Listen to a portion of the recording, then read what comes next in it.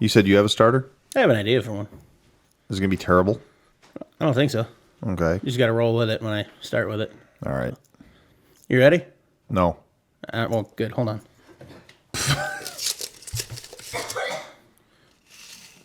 About your nose there? Mm-hmm.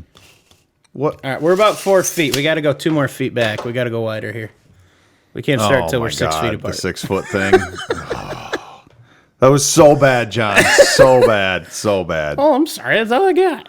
So, what happened to your face? Nothing. Why? I don't know. You just got a lot uglier. Oh, because I shaved. No, I've seen you shave before. You're still ugly. Yeah, I don't know. You haven't drank enough yet. That's there you go. Man, what a weird week. Yep. To say the least. I would like to just address something really quickly, at least my personal thoughts about kind of the last week here before we get into our topic of the day. And I left my thoughts in the after show last week, so I'm going to leave them right there. And yeah, there you go. And the political climate that we have a little bit. Mm-hmm. You'll notice on the Wheelin page on Facebook and Twitter and things like that, we're having a little bit of fun with some funny 4x4 comments and things when there's various state addresses and things like that. I love that. We're having a lot of fun with it. There's a lot of comments. That does not mean that we are insensitive to the happenings of the world. Some people might believe that things are overblown. Some people think that we're not taking it seriously enough. I don't think that anybody can really conclusively say at this moment. But one thing that is true, and I believe myself, and John, I don't know, maybe you do or maybe you don't, but I believe that laughter is the best medicine for everything in the world. I think alcohol helps too. Well, there you go. We're going to continue with some of our funny antics through this whole thing, and it does not mean that we are, we're just trying to give people a laugh. That's what we're trying to do. That's part of our job here at Wheelin is we're educational, we're informative, but we try to what? Well, the history stuff we do, but we try to be funny a little bit sometimes. I just got to know one thing. Did you ever get an answer about stuff in 37s under the excursion in your?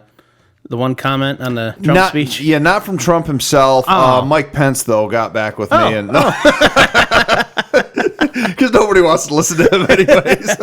Nice. But, no, it was some guys like that. But today's was awesome. The Toyota Land Cruiser one, I was like, bring this, because we did that a couple episodes back where we talked about the 70 series and the solid axles and how we need them here in the U.S. Yeah. And guys were like, heck yeah, we need this, and not all heroes wear capes. And that's awesome. Oh, yeah, it was a lot of fun. So, nice. As of this recording, I think we're over 12,000 views or something on that one. So, or likes or whatever. But very cool. All right, man. You want to talk about some vehicles today? Sounds good to me. Let's do it. Yep.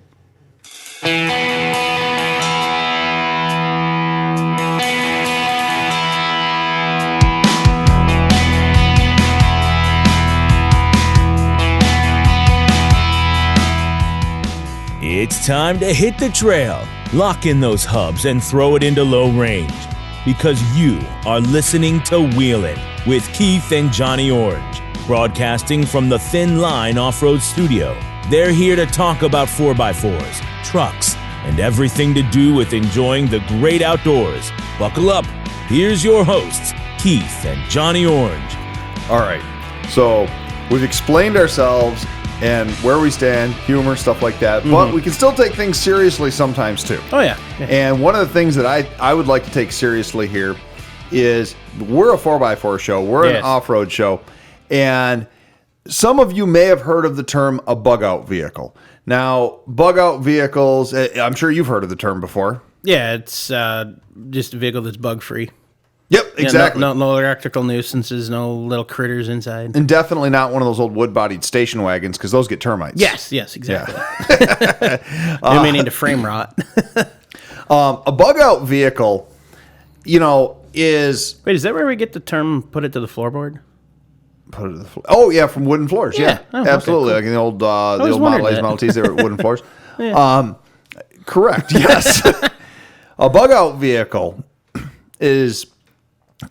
there was probably a technical definition out there somewhere, but this is beyond it's a survival vehicle. Yeah. And That's kind of also what an overlanding vehicle is. And if you go all the way back into, I think it was episode 5 or 6, we talked about early on, yeah. overlanding and the history of overlanding. Yep. A bug-out vehicle, in a way, is an overlanding Yeah. vehicle a lot of times. It's a vehicle you can survive out of for a extended period of time.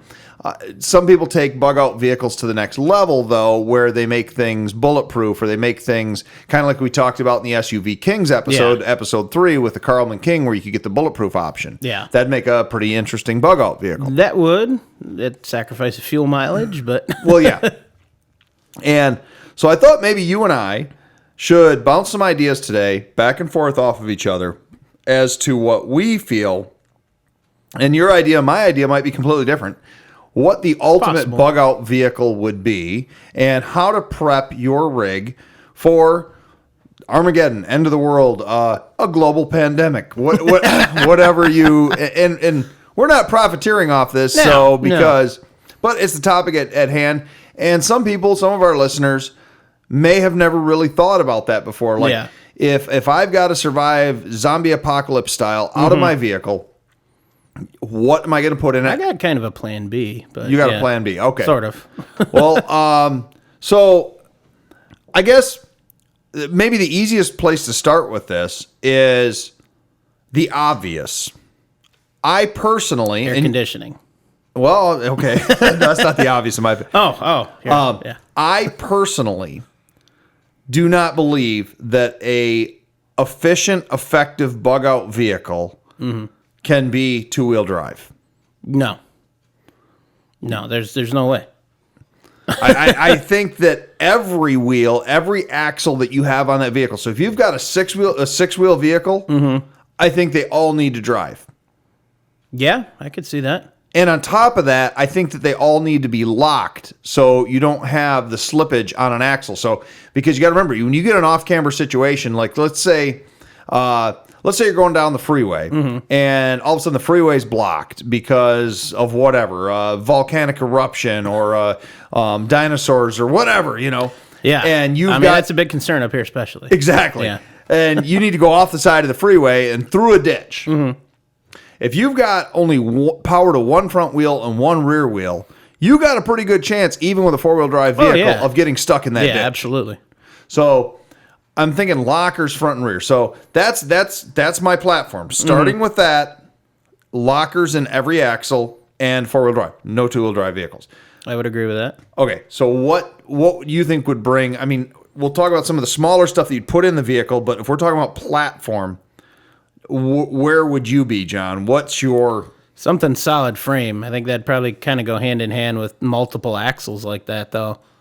Just something, if you fall and crack, there's a chance you can recover from that with a full frame or repair it. You take something like a unibody, you're going to tweak it and torque it to the point it's just going to fail.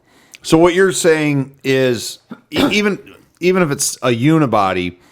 whatever you have needs to be structurally strong. Yes, absolutely. You need to have something that isn't going to tweak and bend. Yeah. And so, for example, as much as we love our Jeep XJ Cherokees, unless you're going to stiffen that frame up, it's probably not the best long-term solution. Because part of being an efficient bug-out vehicle is the ability not only to necessarily have to push through, say, disabled cars or debris in the road, like in a tornado situation. Yeah. Or let's say you had a bunch of debris in the road, and you needed to push through it. You need to be able to do that. But you may end up being in a somewhat high-speed situation where you have to do some high-speed off-roading. Yeah. So you've got let's say a tornado behind you, or you have, high-speed zombies or whatever behind you.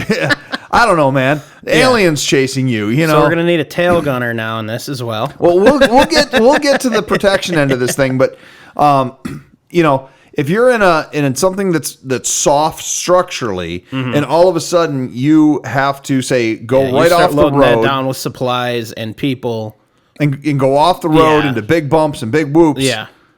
You don't want to bend in half at 30 miles an hour. Not particularly, no.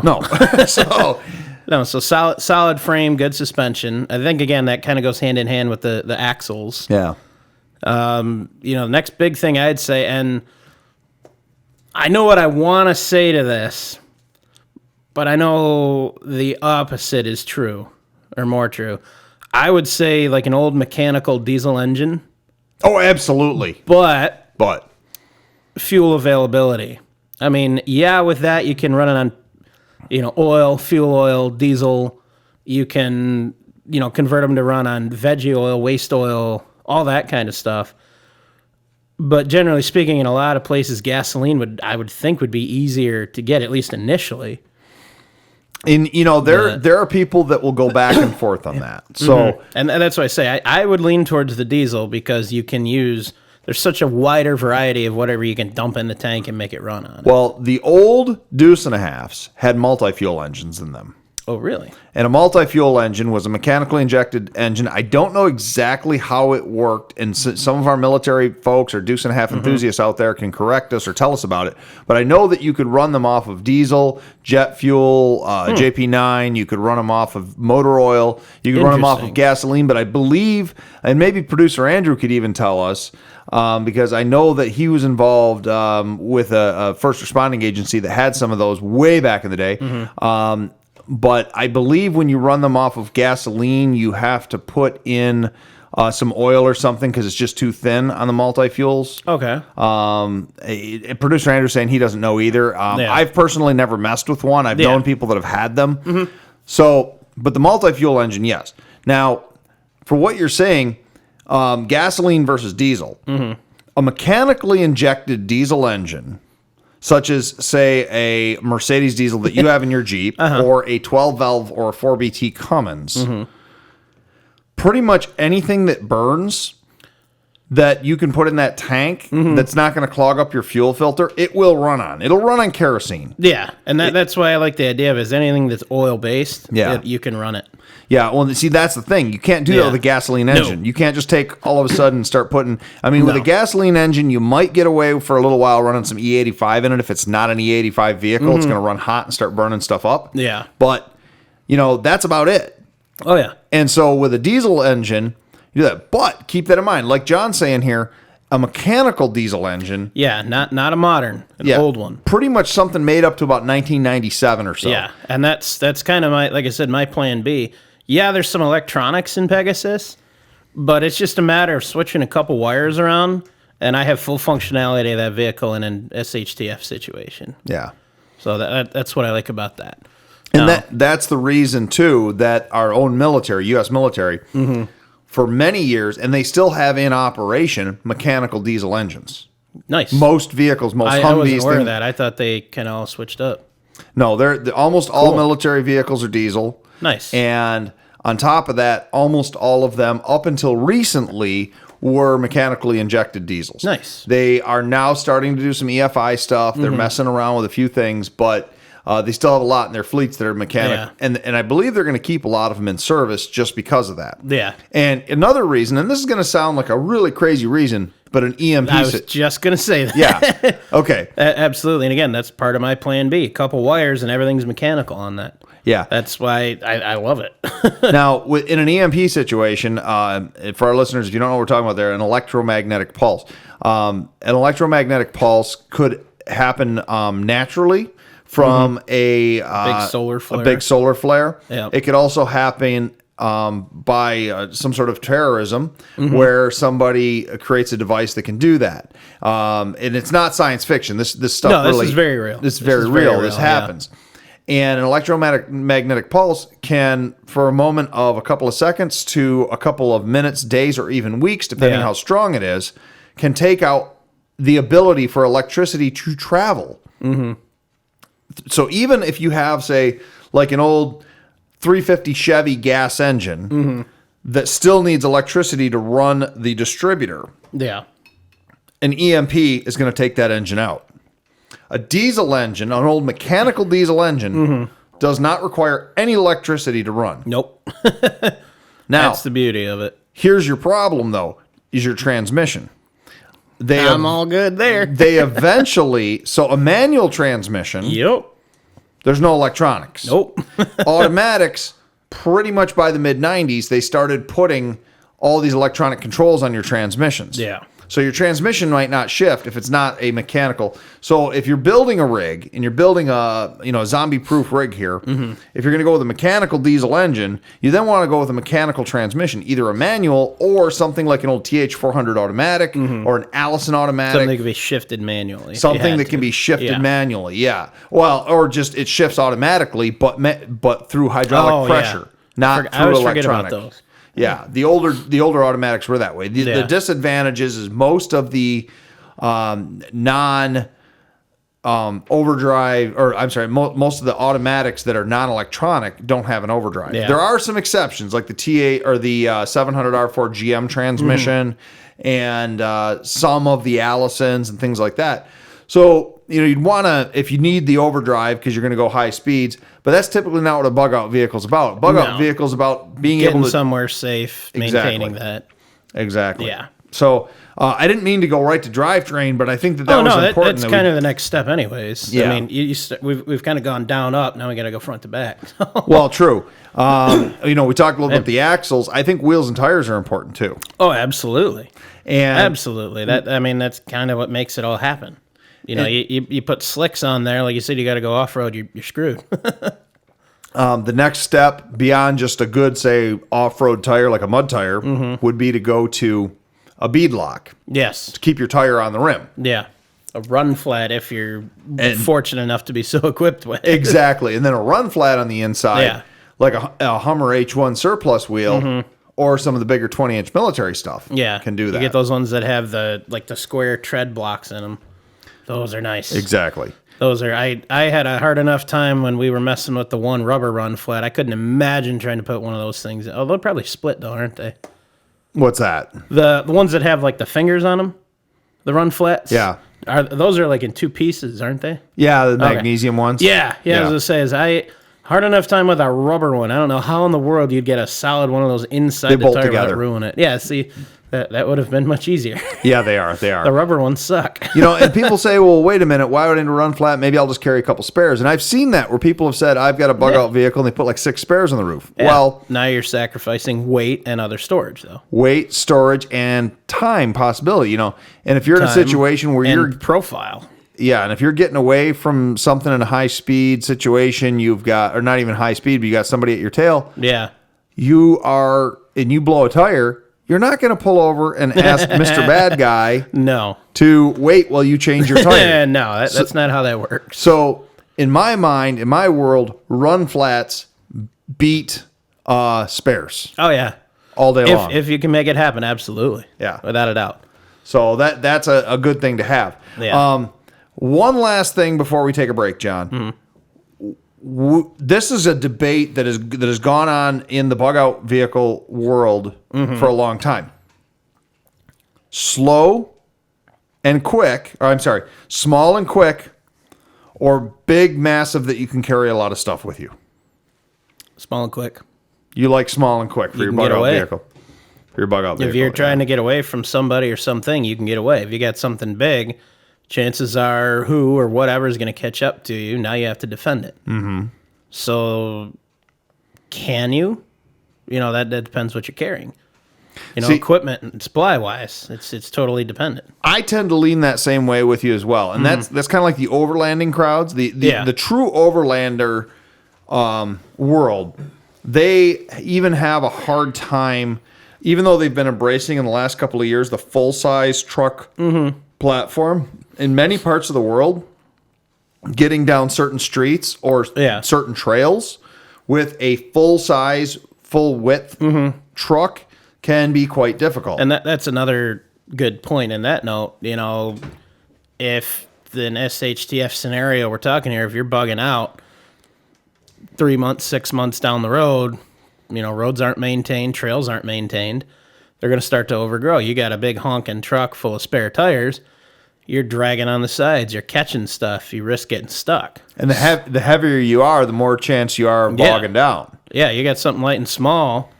If you're making supply runs, you're going to make a couple more runs, but you're going to be able to do that a lot faster, a lot more efficiently than with a big truck. Now, when you're talking, let's do that for the next section. Let's take a quick break, and I want to talk about another section of that still goes on the small vehicle versus big vehicle. Sounds good. See you in a minute. There's never just one of them. When you see one yellow jacket buzzing around, you can bet there's a whole colony somewhere nearby. Sometimes in nests as large as a basketball. Yellow jackets and wasps are bold, they're aggressive, and their stingers definitely hurt. So don't let them become a problem around your home. Call ABC Home and Commercial Services. They're the best in pests. ABC Home and Commercial Services. Call them today, 810-794-5678. We're talking about work pens, right? Yep. Writing utensils. Absolutely. Yeah. I showed you that pen that I have, right? Yeah, absolutely. It's nice. Cheers. Doesn't beat the free Pilot pens from where I used to work. The only thing I miss about there is getting these nice pens. I'm down to my last 3. Anyways, man. That's good. So the point that I wanted to bring up right now, though, and this is one of those kind of one way or the other, bulletproofing. Ooh, that's a tough one. On a small vehicle, it's much more difficult. Yep. Plus the weight. The weight is probably the number one thing. Is more drag, you're going to burn more fuel. I mean, people are bulletproofing with thick aluminum panels now. So small caliber, sure. Yeah. I mean, what I'm saying is you're not going to most likely bulletproof a Jeep Wrangler. No. Without swapping a bigger engine into it. Yeah. Real heavy duty suspension. Oh yeah. Yeah. I mean, you talk. So if you're starting with a base, a 3/4 ton or 1 ton series truck, you can get away with a little bit more in that department. However, I mean, hard to say. I would argue if you're going to go full size, you might as well go something with a real heavy chassis like a F450, F550, or a Dodge 4500 or 5500, because that way you've got something that'll really hold the weight. And if you're gonna go big scale, I would say yes. Yeah. If you're gonna go small scale, if it's an absolute necessity, the bare basics. Yeah. Maybe the windows, unless we're talking no windows, just like plates in the doors. Guard your fuel tank, guard your engine. There you go. Maybe put a plate in the door just in case, but you're adding so much weight to that. All your benefit of fuel is gone. And so in those situations, the ability to get fuel is going to be your number one problem. Exactly. And parts and repairs, obviously, but that we could probably go into a whole thing about that. Absolutely. You need to be mobile. I am glad you mentioned the fuel tank guarding. Mm-hmm. I think that's very, very important. Oh yeah. From underneath shields, it helps not only for off-road, hitting rocks, things like that. Yeah. But also IEDs, explosives underneath. Not saying it's going to 100% protect you. If we're getting to that degree. But some sort of shielding on the bottom of the tank is better than nothing. Oh, absolutely. For sure. Better than just having an exposed fuel tank there. Yeah. Like you said, if someone's chasing, shooting at you, gets one off, hopefully you'll get lucky and it'll just puncture the tank and not ignite it. Mm-hmm. But, obviously you'd rather protect it and not have, leak out all your fuel and everything. Exactly. Speaking of guarding, I think that guarding the front of your vehicle, especially the radiator area. Yes, absolutely. And kind of integrating in that same radiator area, guarding the front of the vehicle, something that is strong enough that you can ram, say, a parked car at 5 or 10 miles an hour. Yeah. We're not expecting you to be able to go 50 miles an hour into something. No, you're going to be hurting after that. It's not like the movies where they do that, and they go along and no. they hit it and just flies to the side. Yeah. Even if you got half-inch plate, you're going to be hurting, like you said. Oh, yeah. But being able to weld some solid steel front bumpers, something that especially... Extra lighting in the front. Extra lighting's not a bad idea. This is when the light bars actually come in. Absolutely. But something to protect your radiator. Your radiator is the most vulnerable thing. Yeah. You still have to have airflow, so unfortunately you can't always completely block it. Two pieces of expanded steel that are staggered away from each other in front of a radiator. That's a lot of times what the military vehicles do, things like that. It seems simple, but it actually really works. It'll stop small arms fire. It'll stop rocks, sticks, brush. Yeah. Not a bad way to go. Yeah, just some sort of basic protection for what keeps it going. Mm-hmm. And again, small vehicle versus big vehicle, it's going to change. Yeah. At this point, aesthetics doesn't matter. You got to go with functional. You got to go with what works. Now, Speaking of armoring, I'm going to give a hack out there to our listeners that you can actually do. And this came back from way before people thought about bug out vehicles. This came from the old demolition derby days, and it was eventually outlawed. Okay. And this is something that you can do as a cheap way and simple way to bulletproof your vehicle in a certain extent. But once again, you need to consider about weight. And so a heavier duty suspension of springs is a good idea. Yeah. But you can pour concrete into body panels. Yeah. In the old demolition derby days, they would do that. They would pour concrete, or they would get like hydraulic cement, run it real thick, two inches on the inside of body panels. Yeah. And it would make the vehicles much more sturdy in a demolition yeah. derby. They eventually made it illegal. And That they outlawed pretty quick. I did. used to read the rule books every year because I wanted to get into that. There were a lot of things people used to do back in the day that they outlawed pretty quick. And for just those reasons, they're too solid. yeah.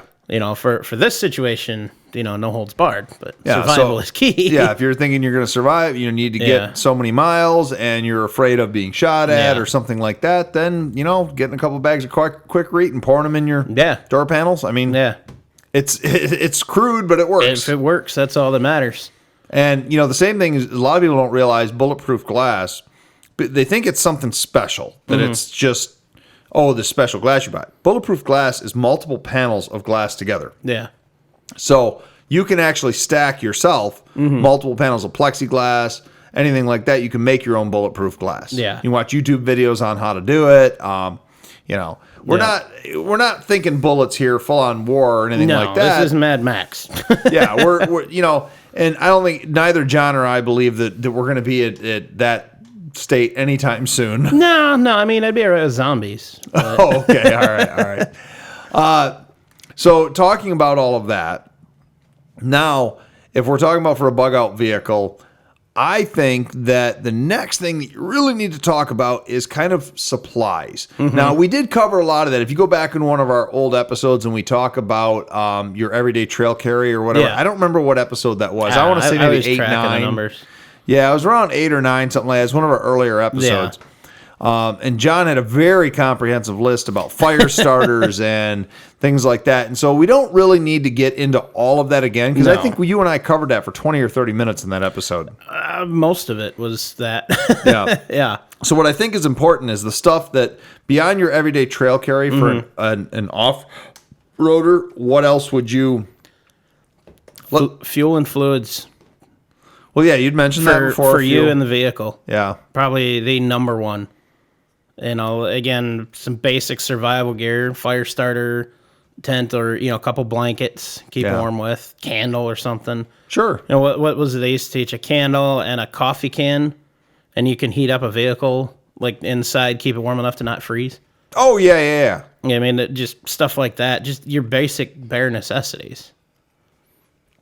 And if you're so inclined to be a gun type of person, Self-defense. self-defense of some sort. And- More important and most important note on that, don't just have it to have it. Train with it, learn how to use it Correct. correctly. Find a Practice. CPL. In fact, do a shout out. We have a mutual friend that does CPL training now, So right? I'll give a shout out to my buddy Sean. We can post the information on 4x4 Talk later. Okay. So he and his dad are training through their company Prime Defense for home defense, CPL. It's an ever expanding kind of realm of training and defense, personal protection training. Okay. So you want to learn how to do it, take the class, get your license to carry, kind of get a home defense plan in place. So should something happen, you and everybody at home knows what to do. Yeah. And properly. There's to have a gun is one thing, to know how to use it is another. Absolutely. I fully agree that the training with it, getting comfortable with Absolutely. it. You don't have to be 100%. No. You have to know how to safely use it, how to safely store it, Correct. and go from there. We won't get into the whole political thing about the guns. We've No. been here all day. No, absolutely. But if you're gonna have it, learn how to use it and properly. Absolutely. I agree with you. Go from there. The one thing I would say on guns is that most people in a bug out vehicle situation, unless you're a total gun nut, Yeah. one gun is probably sufficient for Generally self-defense. speaking, yeah. You know, if you, depending on what you have, it can double as a hunting rifle Absolutely. or hunting weapon. Yes. And that, I mean, unless you can have a bow, you can use snare traps. There's so many different ways to hunt.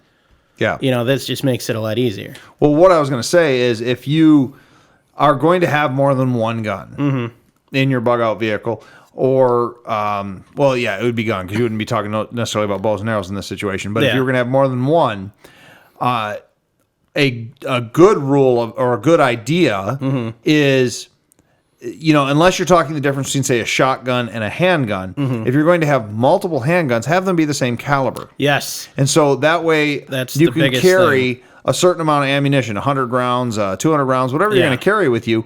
But that way it will go between the different guns that you have. There's, I'll just sum it up. There's some people I hang out with, and we talk about this kind of stuff sometimes. And that is the number the one thing. moms down at the park with the little kids and all that? Yeah. The Okay, moms all at the park with the kids. All right, there you go. No, that's the biggest thing. You can have 30, 40, 100,000 rounds of ammo. Now you got to move.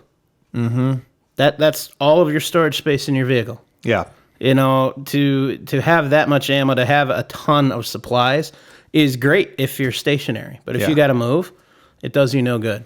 So having 16 different calibers doesn't make a lot of sense. No, yeah, it's cool. Yeah. I got 16 different guns. Everything's something different. All right, cool, great. You know, what are you going to defend yourself with? What is your road gun? What are you going to take with you when you got to go? For personal defense and everyday use, something I was taught a long time ago when I took a CPL course was that the ideal is to carry the largest caliber that you can accurately, consistently shoot with comfortably. Makes sense, yeah. Because larger the caliber, the more effective it's going to be going against an intruder or even, say, a bear or something like that. Yeah, and then, you know, so on the same note of that, this question comes up with anybody who's a gun nut. You know, and the three common 9mm, 40, 45. Okay. And for the sake of all this, fine rounds to use. For the sake of this discussion, I'm going to take 40 out of that equation, just stick with 9 and 45. Okay. You know, your opposite ends of the spectrum, a smaller, more capacity, larger, more power, less capacity. Oh, yeah. That, you know, also plays into it. It does. You know, you're talking something, your typical, I don't want to say typical, your 9mm, you're going to get a lot more rounds out of it, but it's not going to have the knockdown power of a 45. Exactly. Plain and simple. Exactly. So, you know, again, if you're a really good shot, go with something bigger. Yep. You know, if you're not as good, go with a smaller one. Now, I'm going to go the other end of this just for a second. Let's say you're not comfortable with guns or you are not able to legally own guns, because I'm not going to suggest to people to do things illegally. Yeah, but of course for whatever reason. But you need to have something for protection beyond, say, carrying a knife or a stick or whatever. Yeah. Yeah. I think I mentioned this on an old podcast before, but believe it or not, a strange thing that can be used for personal protection, not that that's the idea, and is 50 state legal, to the best of my knowledge, to have in your vehicle, is a flare gun. Oh. Yeah, I could see that. Now, personally, I would never want to get shot with a flare gun. No. No. But I've shot many of those off. But even They're fun. let's say you're out in the wilderness, you're completely stranded. Obviously, a flare gun can be useful. Yeah, at the same time, again, depending on the scenario, it could be detrimental. Yeah, well, saying But, where you're at. Yeah.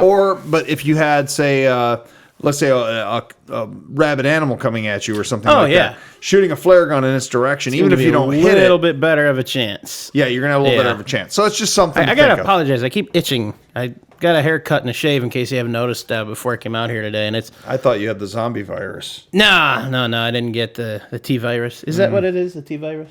I'm not sure. You know the movie I'm referring to? Oh, all right. Well, You're pretty talking sure- Resident Evil. Yes, I think. I wasn't gonna name drop them, but yeah.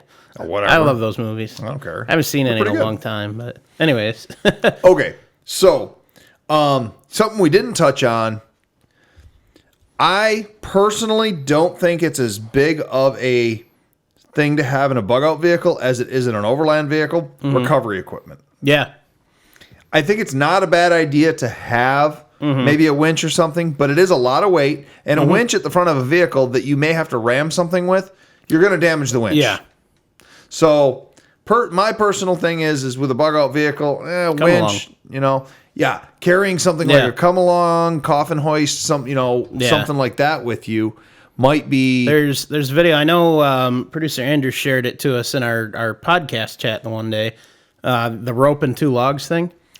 Absolutely. I don't know what that's called, but yeah, I've seen that before, and I mean it's again one of those skills to learn for such a thing. That's something in a bug out vehicle would be very, very useful. Oh, yeah. Probably even more so than overlanding or anything else would be to carry with you maybe a couple hundred feet of high tensile rope. Yeah, good rope. Yeah. You could use that for a number of things. Oh yeah. Yeah. That's the nice thing is anything you want to keep, you want it, versatile. Yeah. You don't necessarily want just something that's only got one use. I mean, there's going to be stuff that is, but anything you can carry that's got multiple uses saves you space and, lets you have room for more supplies. Exactly. So. Exactly. Let's take another quick break, and then I think we just need to have maybe a little personal message here. Sounds good.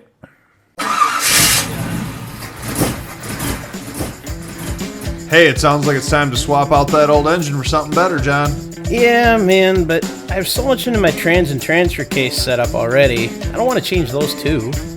Sounds like you need to call Quick Draw Brand Adapters. They specialize in conversion bell housings for nearly all diesel and gasoline engines, including the new 2.8R Cummins.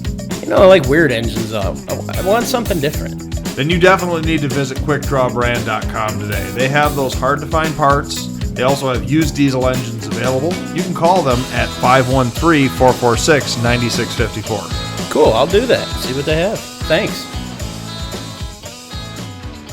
Well, John, did you have any other things that you wanted to mention briefly about bug out vehicles or anything? Not that I can really think of. I mean, I guess we kind of already covered that.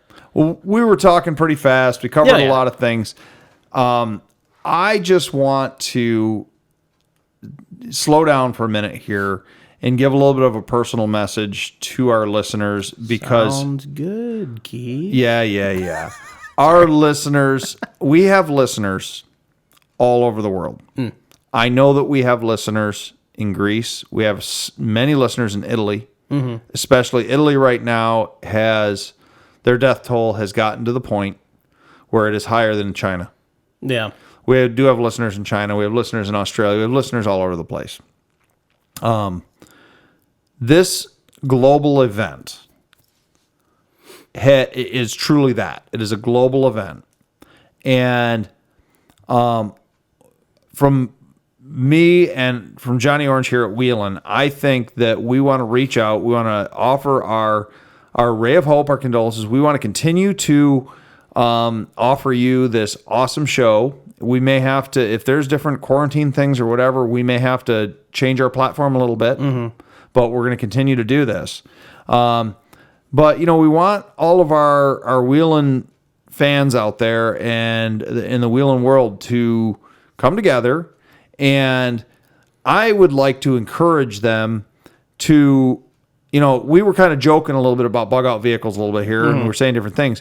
But this is an excellent, excellent time to reach out to your friends and your neighbors who are not necessarily into the off-roading world and things like that. Yeah. And if you have a knowledge of this stuff, because you're a fan, you listen to us, and you're into off-roading, this is a great time to reach out to them and say, hey, let me teach you a little bit about how to recover your vehicle if it's stuck. If you know your neighbor is a total, just indoor type, or not indoor, but total non-mechanical person, and they don't know how to change a tire or something, maybe, hey, offer to help. Offer to show them how to do that. The off-road world has, for a very long time, been a survival world. Yeah. And if you can, take and... just use this time and that we have going on right now to introduce or help however you can your friends and your family and the people around you through your knowledge of the off-road world. Yeah. Then do that. Share it. Yeah. Teach 'em. John, you got any messages? Anything you want to say? I mean, you pretty much hit it all on the head. You know, Condolences to those who've lost someone, and best wishes to those who are in a bad situation and don't know what's going on yet. Yeah. So Yeah, absolutely. You know, we don't know. We don't know if this is something that is way overblown. We don't know if this is something that is really serious. Regardless of that, a huge thanks to all the first responders, medical personnel, and everybody that's involved in it, whether they want to be or not. Huge thanks and appreciation to you guys. And actually, I would like to, and thank you very much as well from the bottom of our hearts. Thank you for saying that, John. I would like one last thing. John, and tell me if I'm speaking out of turn here, but we are in Southeast Michigan. Okay. And John and I are both extremely knowledgeable in off-road recovery. John, probably even more so than myself, is very knowledgeable in proper usage of guns, how to shoot, and how to, personal protective type equipment. Basic survival type of skills. Now, we are not doing this. He plugged earlier his friend, or our friend that is doing the CPL courses. That's not what we're doing here. But if anybody is in Southeast Michigan and they just really need somebody to show them the ropes in this world a little bit and some of the survival stuff, reach out to us, and if we can help you somehow, whether we'll it's do what we can. Over the phone or even meet you in person, whatever the case may be, because we're out there for the people too. This is, it's a family thing. It is a family thing, and keep your family safe, and that's what we'd like to do. Yeah. But John, there's enough sombering thoughts, I think. I know you've got some messages that you like to always kind of say here at the end, so let me hand the mic over to you. Sounds good. Well, if you guys have any questions or comments about any of our episodes or this one today, feel free to get a hold of us on our 4x4 Talk page on Facebook. Leave us a message or comment. You can find that, just quick search 4x4 Talk or facebook.com/groups/4x4 Talk. For more bonus content, make sure to check us out at patreon.com/Wheelin Radio. Get access to that as low as $2 a month. And then if you're watching us on YouTube, don't forget to hit the thumbs up button at the bottom of the video player, and make sure to hit subscribe to see more content from us as we do it. And as always, thanks for listening, and have a good one, everybody.